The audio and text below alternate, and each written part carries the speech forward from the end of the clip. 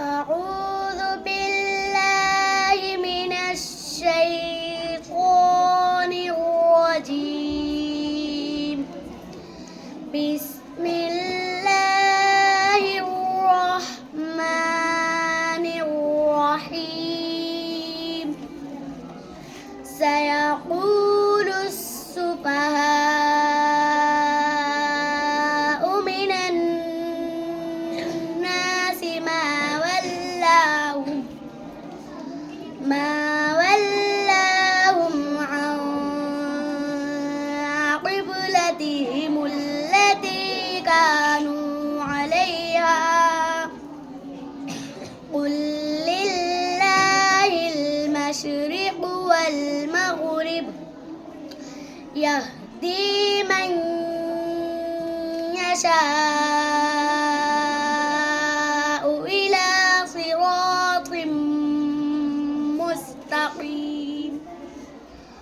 وكذلك جعلناكم أمة وسطا لتكونوا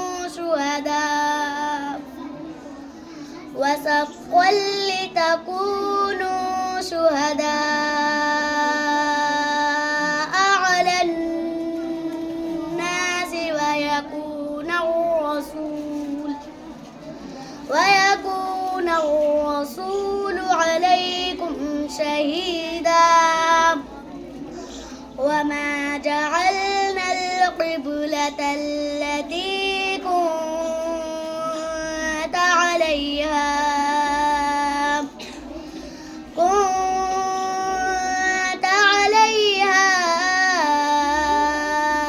إلا لنعلم من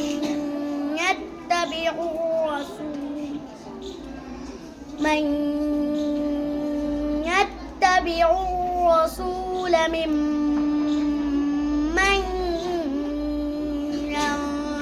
ينقلب على عقبيه. وإن كانت لكبيرة إلا على الذين هدى الله